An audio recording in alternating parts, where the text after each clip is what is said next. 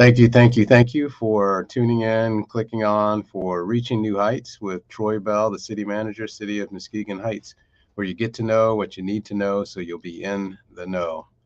Again, much appreciation to all the comments and questions that have come in between shows, and I really welcome the opportunity to be able to answer questions, receive questions, and be able to generally interact with people in the community who have concerns or questions. And to the one, everyone is passionate about this community, which is what I love about Muskegon Heights.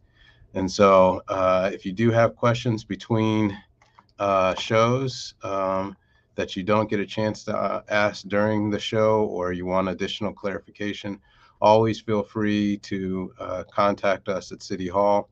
That number is 733-8870. Again, 231-733-8870. Or you can feel free to send me an email at T as in Tango, B as in boy, E as in elephant, L as in Larry, L as in Larry, tbell@muskegonheights.us. So I always welcome feedback and input from the community.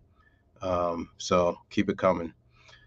Today I have a special guest with us as part of our Up with Tiger Pride Small Business Spotlight, Ms. Moore from Reed, Muskegon. So I want to welcome her to the show today to do our spotlight. So thank you for joining us today. I appreciate you taking time out of your busy day to come on to the show. So I'm going to torment you with a few updates for the community, and you might have some that you might want to throw in there. So, and then we'll go into getting to know a little bit more about you, your organization, and what you're doing. Sounds great. Thanks for having me, Troy. You're very welcome. So in terms of updates, we have a council meeting, a special meeting for this Saturday at City Hall beginning at 9 a.m. And that meeting is intended for multiple things, but specific to the mayor, it is for an opportunity for the community to engage with, and specifically council to engage in conversations around how to generate more revenue in the city of Muskegon Heights. And this goes back to the conversations that I've had in multiple shows about the fact that we're in a structural deficit in Muskegon Heights, and understanding that we have more expenses than we have revenue, and we are pretty much to the bone in terms of expenses. What do we do to address the other side of the equation, which is revenues? And I'm sure you've heard me talk about it over and over on this show, and I'm going to keep talking about it because I think it's important for everybody to understand the challenges that we have in order to provide the basic services that most communities provide. First and foremost in many people's minds is road, potholes, the road conditions. And that is an issue that is part of our structural deficit. So I won't go into that right now, but the meeting on Saturday is slated as a discussion around how to develop more revenue in Muskegon Heights, and also put together some strategies around how the council wants to move forward in the remaining part of the year and years to follow. And then that meeting is followed on Monday, the next Monday, with our regular council meeting. A reminder, our council meetings are on the second and fourth Monday of the month. Second and fourth Monday of every month. If we have 5 Mondays, then there's a gap. So just remember, second and fourth Monday of the month. The second Monday of the month, we generally have a workshop, which is focused on introducing new ideas, legislation, and workshopping those ideas, asking questions, doing a deeper dive in it. And then the fourth Monday is usually considered our business session, where we take those things that were addressed in the previous meeting and vote on those items for final vote. That's not to say that council doesn't have the authority to make a final vote in either meeting. That's just generally in practice how we separate the things that we do on the second Monday from the things that we do on the fourth Monday. But any duly called and noticed meeting of council is a meeting where action can be taken, permanent action can be taken. So this meeting coming up on Monday is our fourth Monday. However, this is because this is usually our business session. It will not be just a business session this meeting because we didn't have quorum at our last meeting. And so the agenda for our workshop has been duplicated for this meeting since we didn't have an opportunity to go through that. Now, I invite everybody to come out and participate in that meeting. We have some great presentations. We have a presentation coming from Every Woman's Place. We have a proclamation for women in construction. And we also have a presentation concerning the reclassification of Peck Street. So those are some things that I think the community will find interesting. And so please feel free to come in to City Hall, or you can log on and view the meeting via Zoom. If you need the Zoom link, you can go to our website at the city and get that link and be able to participate virtually in the meeting. So just a few other pointers about the flow of the meetings. Generally, in the beginning of the meeting, we have an opportunity for the community to comment on items that are on the agenda. And so that's at the beginning of the meeting before the actual items are discussed by council. So that gives the community a chance to weigh in on these issues before council considers them and potentially votes on them. And then we have a section at the end of the meeting for public comment that is for commentary on things that are not on the agenda. So at the end of the meeting, after we've taken care of all of the pertinent business, we provide an opportunity for people in the community to come in and talk about other things or additional things that are not on the agenda. So just understand that flow of the meeting. So if you do have a comment, look at the agenda, decide, is this an item that is on the agenda? And if so, be prepared at the beginning of the meeting, whether you're on Zoom or in the audience. And if you have something that's not on the agenda, hold that for commentary at the end of the meeting. I want to remind everybody that the reason why I'm wearing this wonderful scruff is part of the Beards for Books campaign. And I thank everybody for helping me meet the original goal, but we still have a couple of weeks left. And so I'm hoping that we can double that original goal, because this is a great opportunity for us to be able to provide books for children in our community that desperately need the opportunity to read. And I think Melissa has some commentary on that she'll probably add when we get into our spotlight. The NFBPA conference, a reminder, is March 30th to April 3rd. NFBPA is the National Forum for Black Public Administrators. If you missed this last week, just a little background on that organization. It's a national organization of public administrators of color, and they are going to be in Grand Rapids. Every year they hold a national forum, their annual meeting, and this year we're happy to welcome them and host them in Grand Rapids at the Amway Grand. I say we, it's not specifically the city of Muskegon Heights, but the region is hosting them here in Grand Rapids. And I'm a former member of the board there, and so I'm excited to have that organization on our doorstep to see the wonderful things that the West Shore has to offer, even though Grand Rapids technically wants to be part of the West Shore, but we'll give them some grace on that. But yes, we'll be in town, and it's a wonderful organization. You'll see city managers like myself from communities all across the country, including cities like Dallas and Los Angeles and Tacoma, Washington, and Austin, Texas.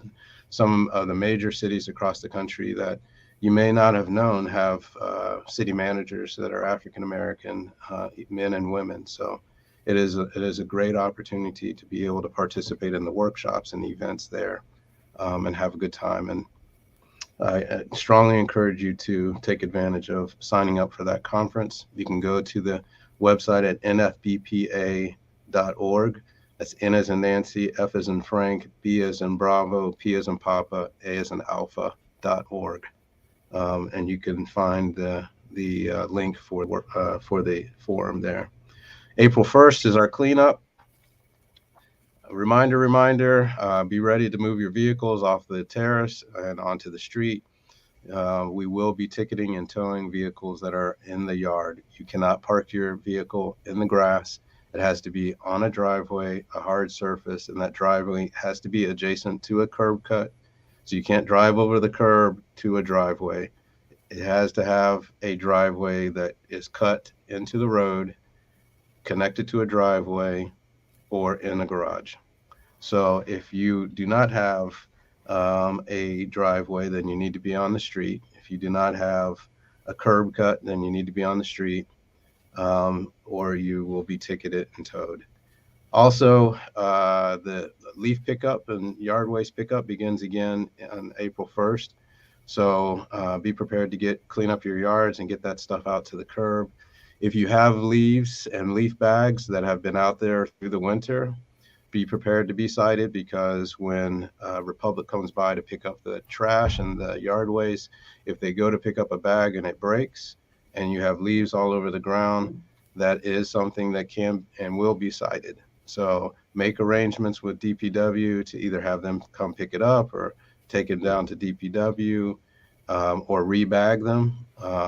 It's up to you, but we want to make sure that we have a clean finish this year. Ironically, we want to start off this year with a clean finish. So we are really pressing that. You'll see billboards going up and postcards going out about coming together, banding together to create a beautiful Muskegon Heights. We're still waiting for the demolition to begin in Sherman and Peck. So that is pending, still in progress. So be prepared to any effects or impacts that might have on traffic at that intersection, which is one of our major intersections. And of course, I finish off with houses. We got to build new houses, and we've had a tremendous response to people who have called in to sign up to be considered for purchasing one of these new homes. We will be putting out new drawings, sample drawings of what those homes will be in this next week, proposed to look like this next week. So you have an opportunity to see it, ask questions about it, dream about it, and get in line to be one of the first people to purchase one of the first homes that has been built in Muskegon Heights since 2004. 18 years since we built a new home. Now, we did have 3 homes that were built off of Peck, which were the HUD homes, but in terms of a development of significant numbers, not since 2004. I think that was when Woodcliff completed. So I'm excited, and I'll be excited for the person who is fortunate enough to be the purchaser of one of the first of those homes. And we're starting off with 4 or 5 here along the Hackley corridor, and in that area, eventually to get to 17. But ultimately, our goal is to get to 250 homes in 5 years. 50 homes every year for 5 years. So be a part of that, because that is a way that we can reclaim the sustainability of our community. So that's all I have for updates right now. Oh, there was one thing where I wanted to remind everybody that the Guns program is doing an event at Mona Lake on June 11th and June 12th. So that wasn't on our original calendar, and we're still working up the calendar of events for the year. Excited about that. We had a great meeting today with Muskegon Heights Business Association, wonderful organization that's coming together, and we're hoping to partner with them on many, many projects, which is one of the segues to Melissa's spotlight here. But I also want to remind you that Juneteenth is scheduled to be a big celebration, the 17th, the 18th, and 19th down at Mona Lake. And then be ready for Street Fest in the month of August, every Friday evening in the month of August, downtown on Peck Street between, on Broadway between Peck Street and Baker Street. So we'll be shutting down the street and bringing food out and beverages and live entertainment. So I'm excited about that. And of course, we have coming back is the Festival in the Park, and then Buy Black weekend, and then we've got the month of May, Kaya Thornton at the Us Cafe. So we've got a lot of exciting stuff coming, and when May hits, we're going to be in full swing. So be ready. So with that, I'll stop and let's go to Rise with Tiger Pride with Melissa Moore at Reed Muskegon. So thank you for joining the show again. Why don't you tell us a little bit about your background, Melissa, and how you came to be in the position you're in with Reed Muskegon, and then tell us about what Reed Muskegon is. Sure. Well, I don't get asked about my background very often, so I'll have to figure out how to summarize that. I actually have a master's degree in painting, which, totally prepared me to be the director of a nonprofit organization. But started right brain, left brain. Yeah, exactly. It's a creative thinking. I always say I use it every day. Yes. But I have a background. I've worked in nonprofit management development for almost 30 years now. Wow. Started by just looking for a job and needed something to do to help raise my family. Became just addicted to the work of nonprofits and creating community change, social change around several different issues. When my family and I moved to Michigan, I was raised in Illinois, but was living in New Hampshire at the time. After I was here a few years, the opportunity opened up for Reed Muskegon for me to work at Reed Muskegon as they were hiring their first ever executive director. At that point, it was small, all volunteer run. It was a part-time job, great for me while I was raising my kids. And I didn't have a big background in literacy. My background was in youth development and other types of nonprofit program management. But as soon as I started to understand the depth of the illiteracy crisis, I'll call it, in our country, and how much needed to be done in Muskegon County, because we cover all Muskegon County, I was like, we've got to grow the organization. I can't just be a part-time employee doing this because it fits in well with my lifestyle. I have to be committed to being part of creating long-term change. And so I've been at Reed Muskegon almost 9 years now. And happy to say 5 of those have been from our home in downtown Muskegon Heights on Broadway. And it's been an amazing home for us. We've been really welcomed by the community. As I said at our meeting this morning, we are proud to serve all of Muskegon County from Muskegon Heights and be a reason for people to come in and visit Muskegon Heights who might not have any other reason to drive down Broadway. So that's kind of how I ended up here. And to give the quick summary of who Reed Muskegon is today, we are the countywide literacy hub, meaning that we provide programs, both early literacy programs to help parents, caregivers, grandparents, foster parents who have 0 to 5-year-olds, help make sure those kids have books, as you were saying, and experiences that help them be ready for school. Because we know if our little guys aren't ready when they enter kindergarten, they're already behind if they don't have some of those early literacy skills. And then that's really hard for them to catch up. We know COVID really impacted both our young ones in their ability to socialize and gain those skills and what's happening in our schools.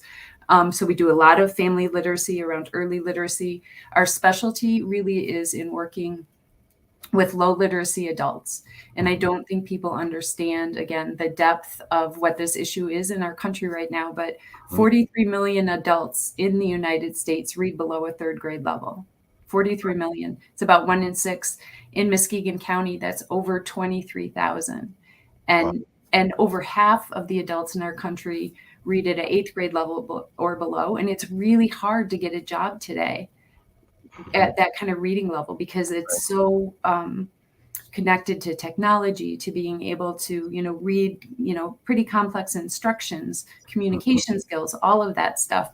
It's hard to manage your finances. Certainly it's hard to have managed through the pandemic if you work at a low level and understand all of that health information. So I would say that that's extremely important, because even from a personal level like mine, I was diagnosed with extreme dyslexia.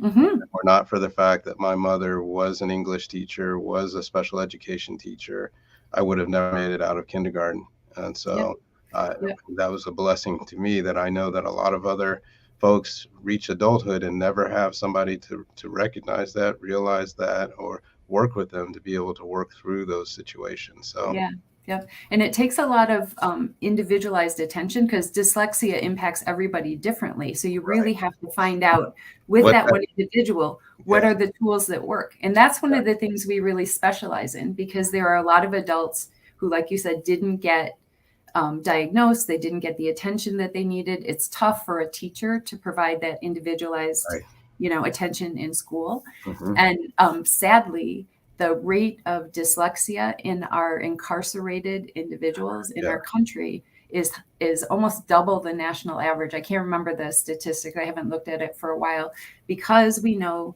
that low literacy is also linked to incarceration. Hmm. Because when you don't read well, if you struggled from like a young age to try to read and you have dyslexia or something else where you're not getting the help you need, Right. you're more likely to drop out of school, find other ways to make an income. Hmm.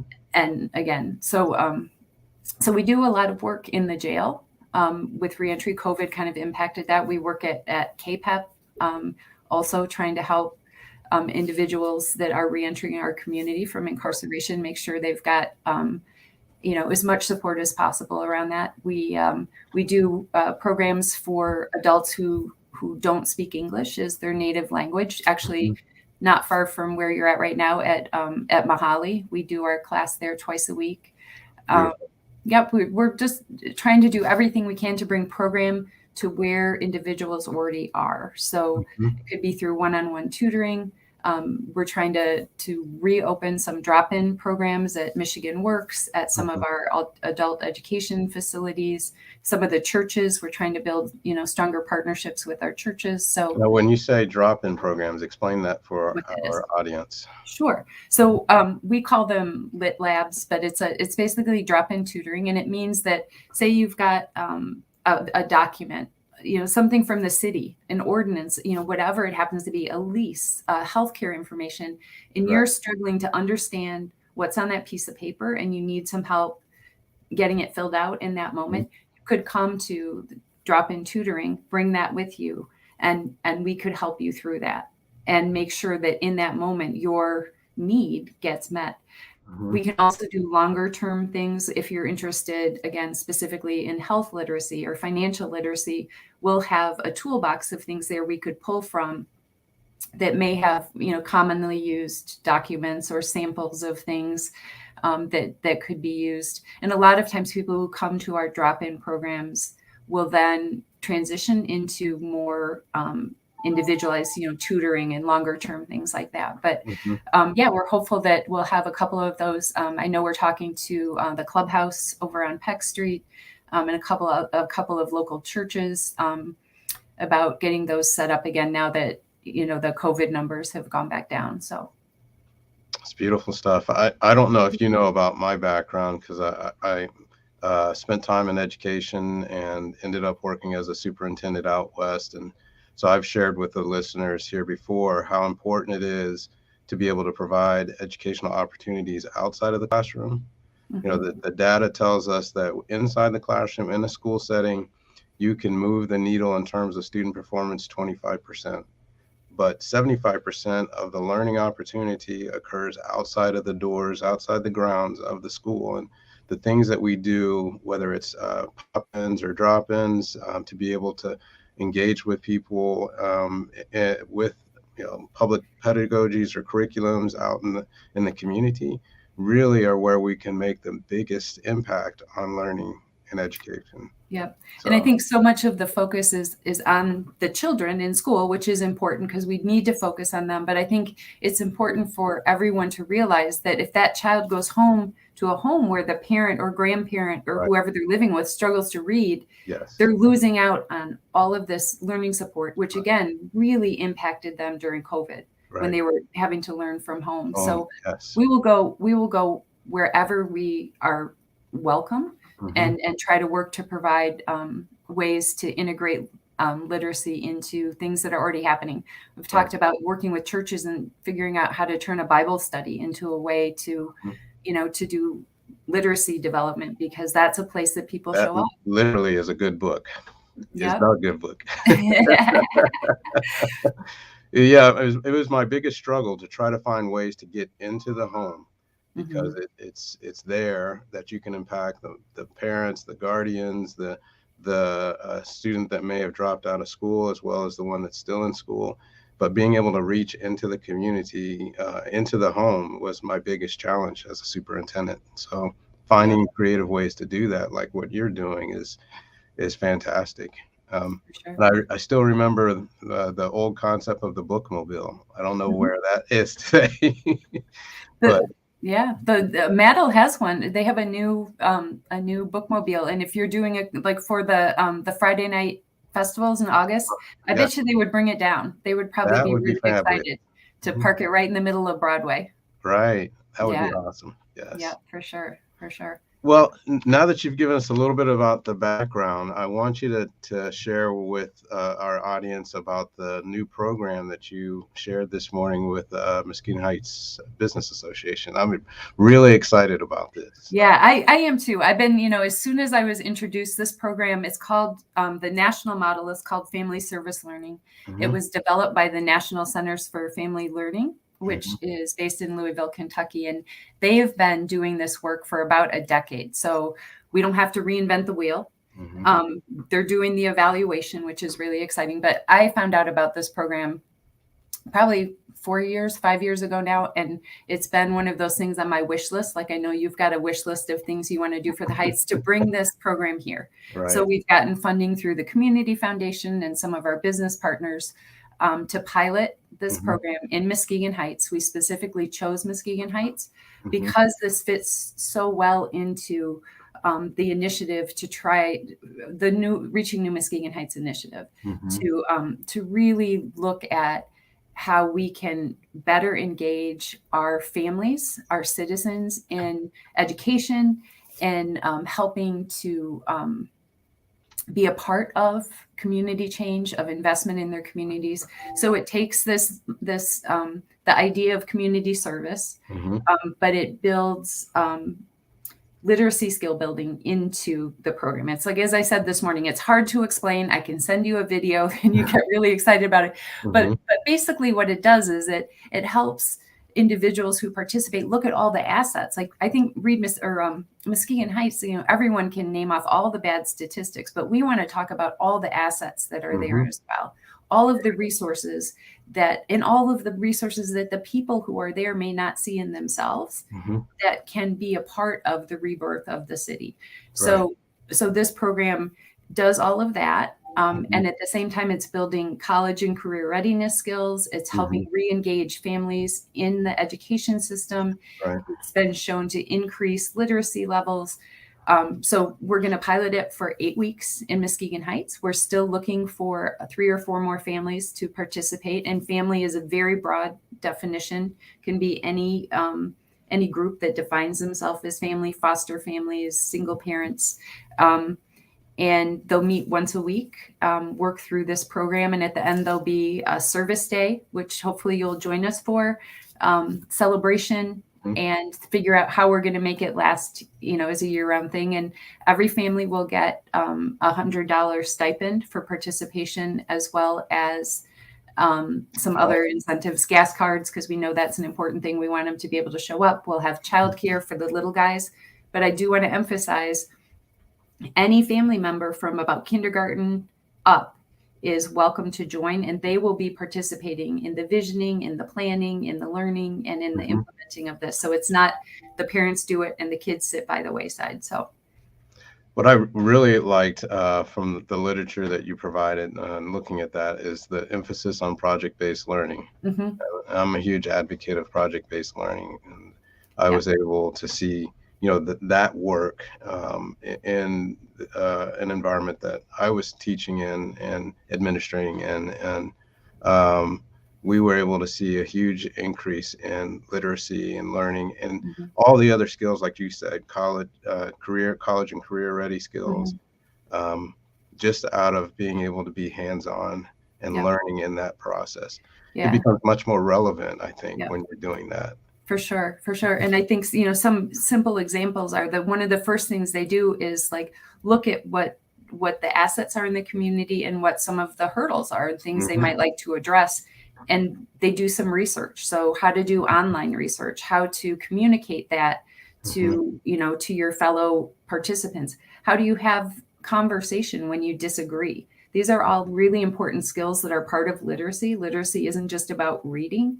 It's important when you get on a job to be able to communicate in positive ways with your coworkers. It's important if you want to see change in your community to be able to show up at a community meeting, whether it's a school, city council, and communicate your ideas clearly in mhm. ways that can be received, by other people. So that's all built in. Budgeting is super important. Financial Wow. literacy Mhm. is built in because they'll have to figure out the budget for the project.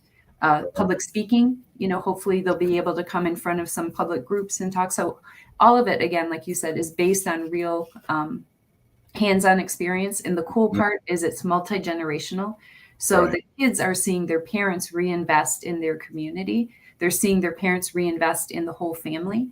And they're more likely, based on the research for this program, to stay invested in community Mhm. service, in civic life, and running for office, all of those things as part of the long-term outcomes of this program. So to me, it just fits so well with with the vision for what Muskegon Heights, needs to be or wants to be. And Mhm. I also love it because this is the pilot for something we want to spread out throughout the county. And I Mhm. love that the focus will be on Muskegon Heights. It's also because it's a smaller geographic area and smaller Mhm. community. It's an easier place to get it started. But Right. we've had a ton of attention. We'll have people coming in from the media, from television and stuff, following this along. So it's a great place to Mhm. highlight all of the other good things that are happening. We hope we can get businesses involved and hopefully introduce you to some of the families that are going to be leading this and really seed some grassroots leaders that will make a difference. That's awesome. And Yeah. so, you had mentioned that they had done this, this program had been implemented in other areas of the country. Mhm. Do Yep. you recall any of those areas where they've done this I thus far? sure can. Mhm. One that's really close by, well, on the other side of the state is Flint, and some of the Okay. videos we have of Mhm. interviewing the participants and the program like hosts are in Flint. There's a nationwide program or family service learning program that happens on Native American reservations around the country. So very different. You've got the urban, Flint Mhm. model, and then you have these very rural um, models without a lot of resources for them to pull from, where they've Mhm. done some really amazing multi-generational learning programs. So one example is community gardens. Instead of having one community garden that everybody went to, they built community gardens in the front lawns of the elders of the reservations. And Mm. the kids would go to those gardens on a weekly basis. They would garden together, they would read, they would, interact and kind of build community and service around that. They've That's done it in Houston, they've done it in Denver. They again, if you look into the National Center for Families Learning or Google Family Service Learning, you'll find a lot of information.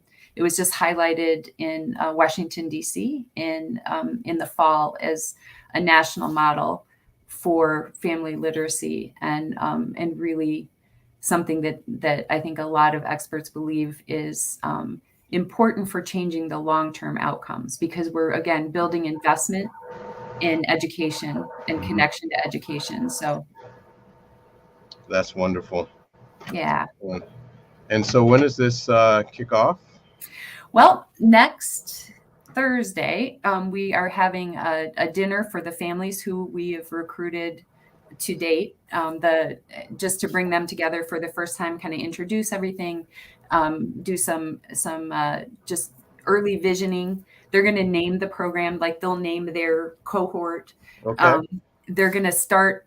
I like that. brainstorming some ideas. So brainstorming some ideas, but the official kickoff will be after spring break week. So that week of April 11th. And then it will run through right about the end of the school year, like at the middle of June. And then our hope is we'll take all the evaluation information, and they'll take our evaluation outcomes and compare them against the other communities I was talking about. But make any adjustments we need to, like any good new program. It's not going to all go perfectly the first time. And then lessons learned. Yep. Reboot, restart it in late August or September at the start of school year as a year round, or at least school year long program. So really excited. We're still, it's always funding determinant. So we're, writing grants, looking for, for businesses and stuff to come on board and help us make this work. But I have full faith that that's not going to be an issue. So. Beautiful. Yeah. All right. Anything else that you want to add before we wrap this up? One thing I will say is now that COVID is again, hopefully moving on or is more manageable. I hate to count on that. But the demand for our services is rising, both for our family services and for adults. And we need more volunteers. I think people are sometimes intimidated thinking I can't teach someone else to read, but we provide all of the support and all of the training that you would need. And sometimes it's one-on-one, or sometimes you can help in a classroom. But what I would love to see is volunteers coming from within the community instead of always bringing volunteers from outside to help. So if that's something that you're at all interested in, you can find out more information on any of the things we've talked about on our website, which is readmuskegon.org. You can stop by our office right downtown on Broadway when we're open, or call our main office number and we can connect you to the right person. Do you currently, I know during COVID things shifted, do you have regular hours now? Yep. So we're still open with our office manager there, where the doors open and you can come on in Monday, Tuesday, Wednesday, from 9 to 4. And then hopefully by spring, in the next few months, we'll add Thursday, Friday back onto that. We'll also say we've got big bookshelves right in the front. If you're ever looking for a book, if you have a child who just wants to come in and grab books, those days we're open. You're welcome to just pop in and grab some as well. Great. So for those people who might be interested in helping with the program, tutoring, so to speak, would it be during those hours generally, or?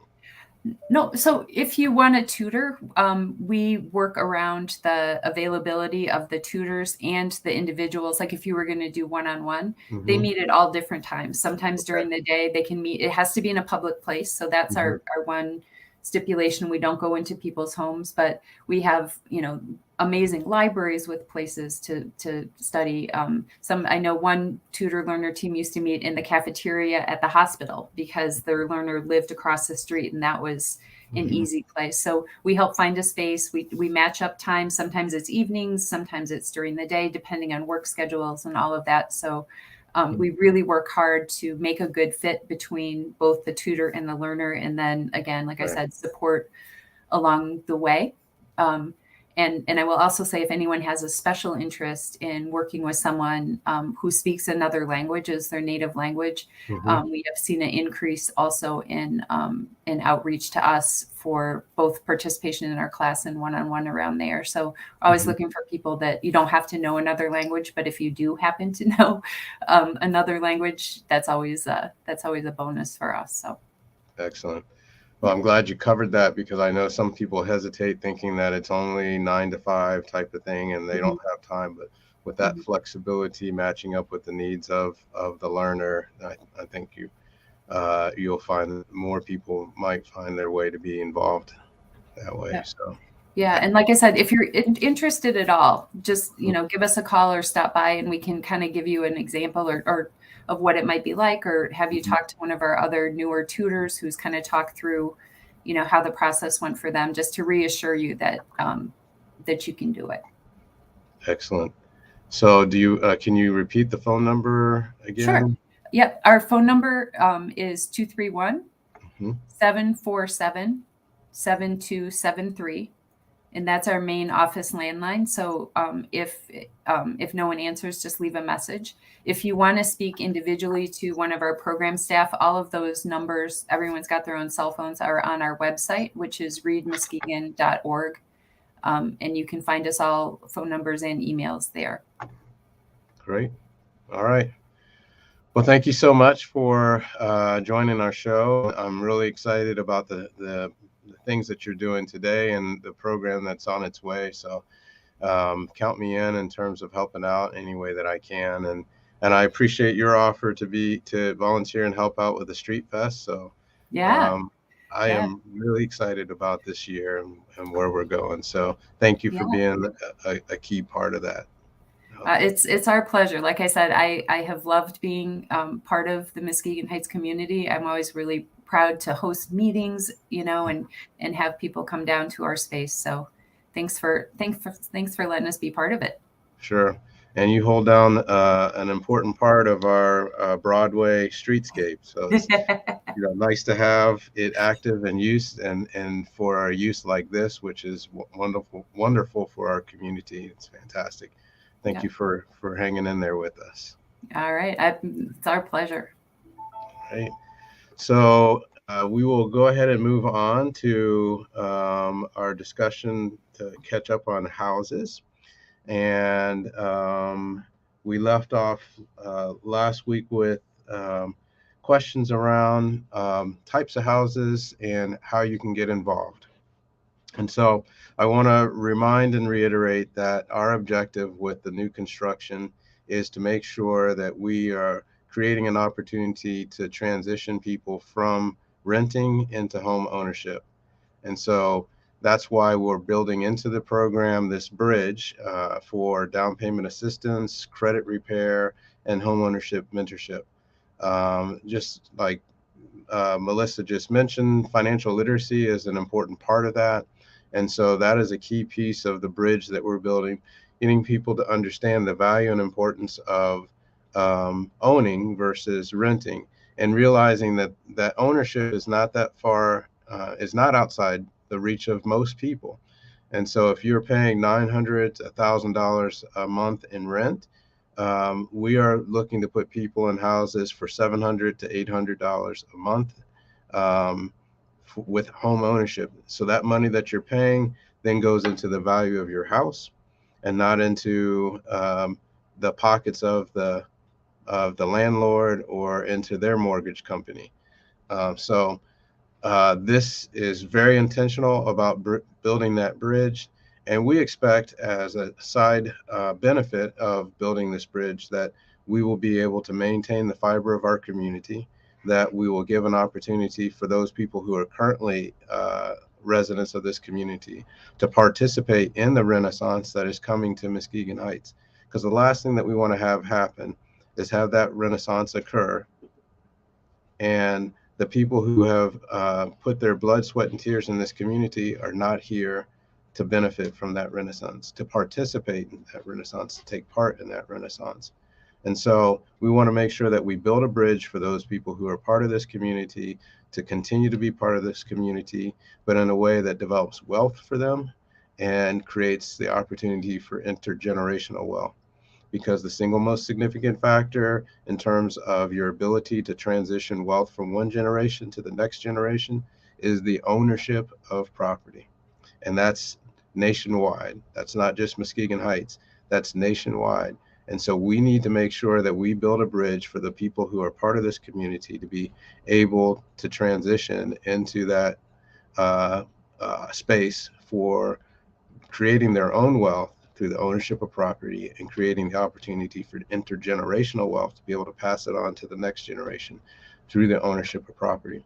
And around this whole program is a desire to be able to create a continuum of housing opportunities for our entire community. And what I mean by that is that you should be able to grow up in Muskegon Heights, graduate from high school, And if you want to go to college, great. If you come back from college or don't go to college, that there is a starter home available for you here in Muskegon Heights, and that you'll be able to transition from a starter home to, let's say you get married and have kids, the size and opportunity, the type of home that will accommodate 3 bedrooms, 4 bedrooms, 5 bedrooms, for you to be able to have access to that next stage in life, if that's the direction that you go here in Muskegon Heights, so that you don't have to go to another community in order to find the right size, the right type of house that fit you. And then also on into the senior years. And so we talk about that in terms of transitioning from cradle to long-term care. We want to be able to provide that whole width of opportunities within Muskegon Heights, so that you can be a Heights Tiger. I think the saying, Heights Tiger for life, so that you can be a member of and a resident of this community from beginning to end. And so that is what we're hoping to develop around this new housing program. And so there's multiple benefits that we're trying to achieve here. One is bringing back our tax base, because we can't continue to have a structural deficit.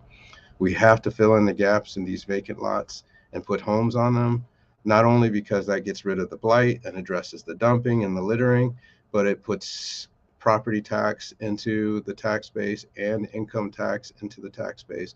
And that allows us to be able to provide quality services to the community, such as paving the roads, all right, parks and rec. These are key pieces of our community that contribute to quality of life. We start paving the roads, and that's an impetus for more businesses to come, for retail to come. But we've got to be able to create the tax base to provide the funding for us to be able to do that. And so let me take a quick look at some of the comments here. Will there be designated areas for new homes like Woodcliff? So where we are, thank you for the question, Fran Ward. It's a very good question. So where we are in our community now, we are looking to do what's called infill, which is to go back to all these lots where we've torn down homes. And I'm told prior to me coming here, in the 4 to 5 years, we've torn down somewhere in the neighborhood of 500 homes.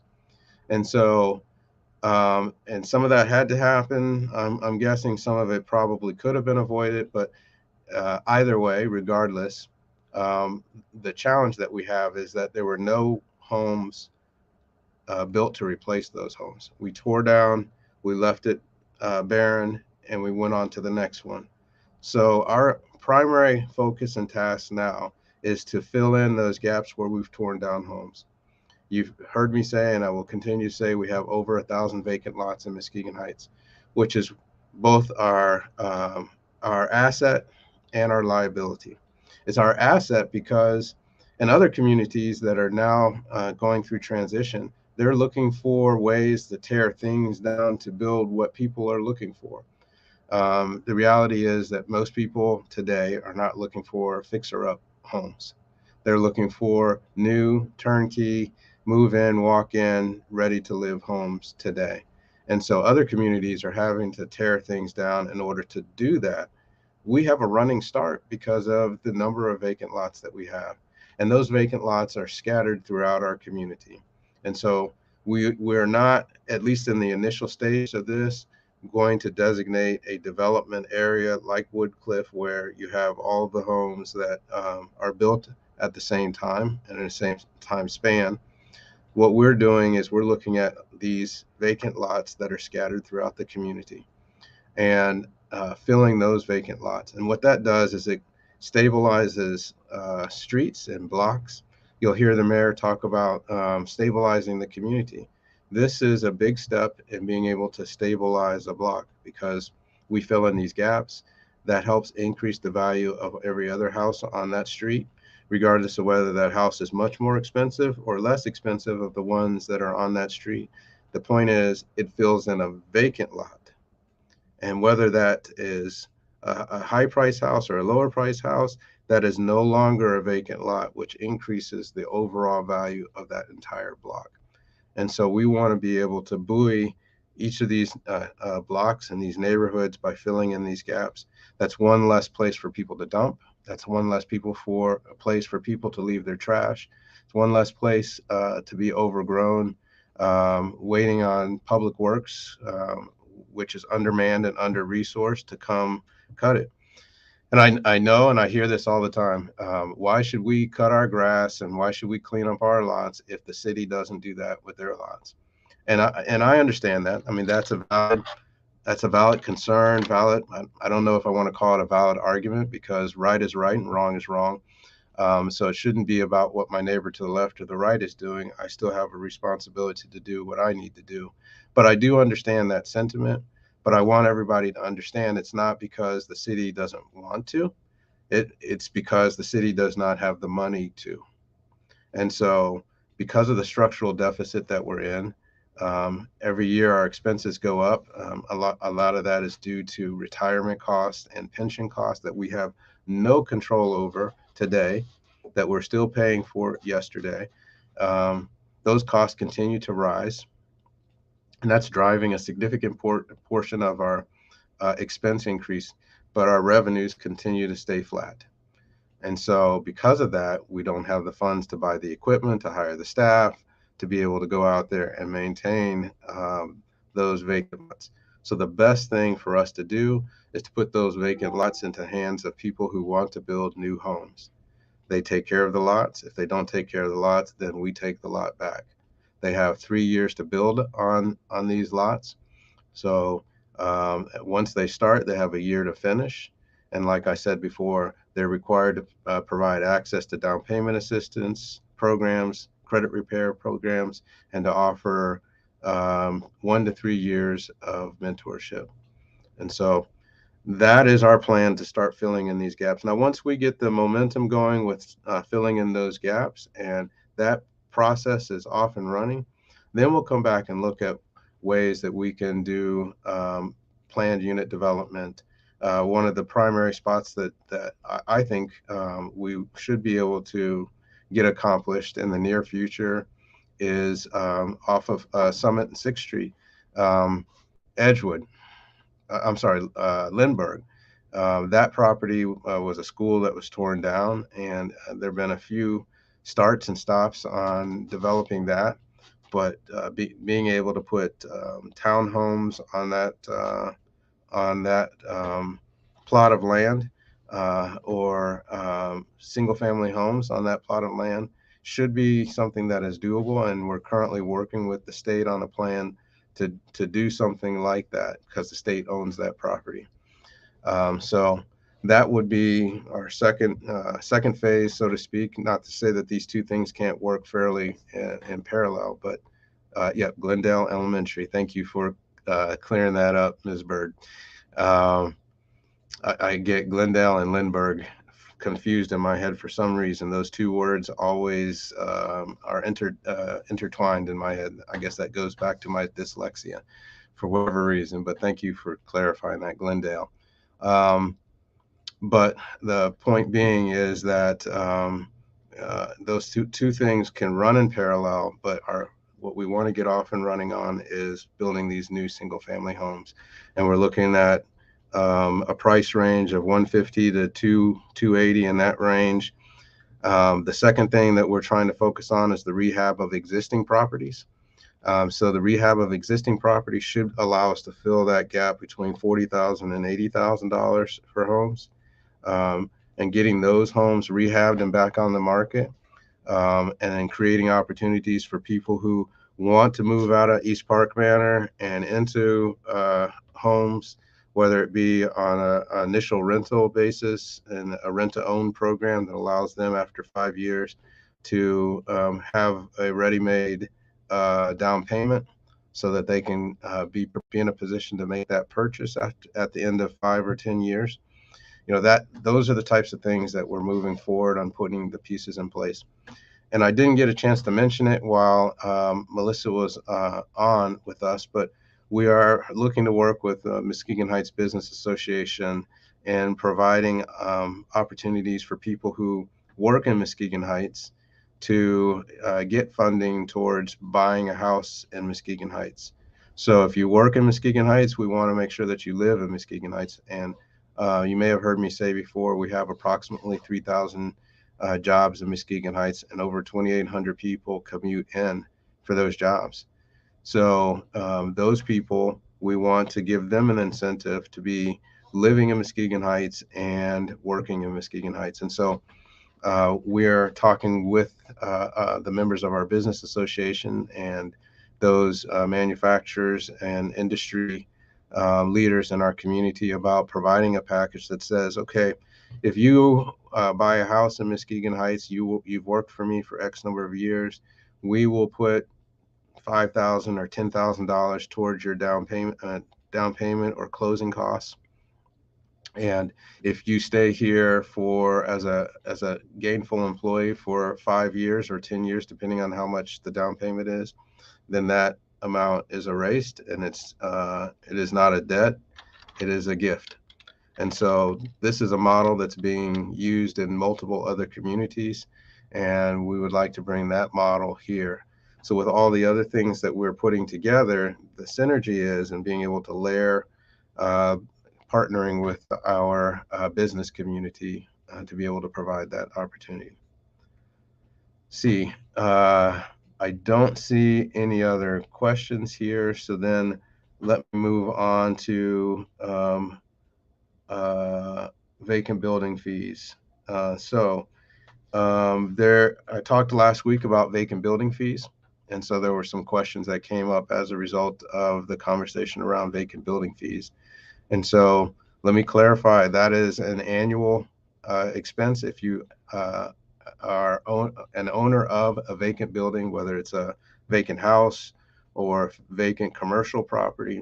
If it is vacant, every year that it is vacant, you have to register it as being vacant, and you have to pay a fee to register it.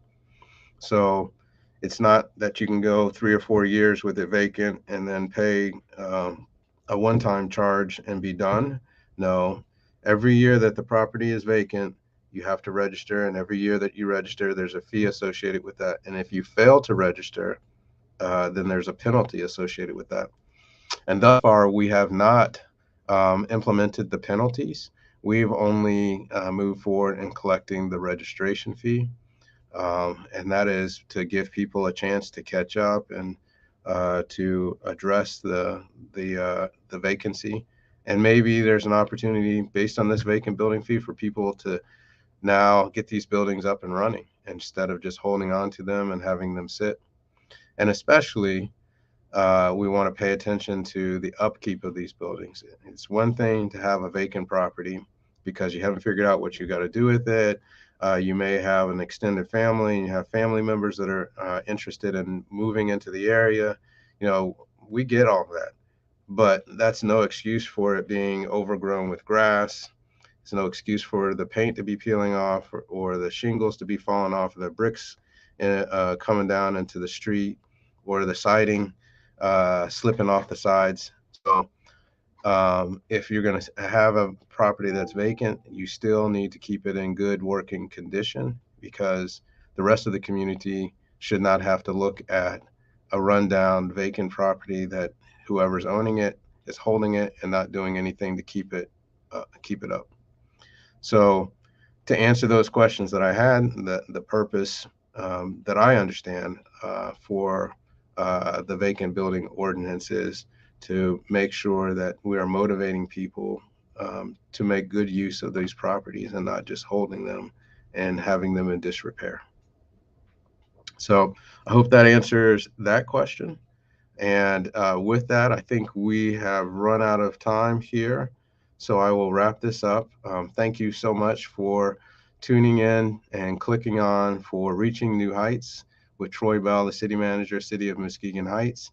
Look forward to you tuning in every week, 2 p.m. Wednesday for this program where you get to know what you need to know so you'll be in the know. Thanks and have a blessed day. As an Olympic athlete, I prepare for everything. So when I became pregnant, I thought I was ready. But at 32 weeks, I was diagnosed with severe preeclampsia,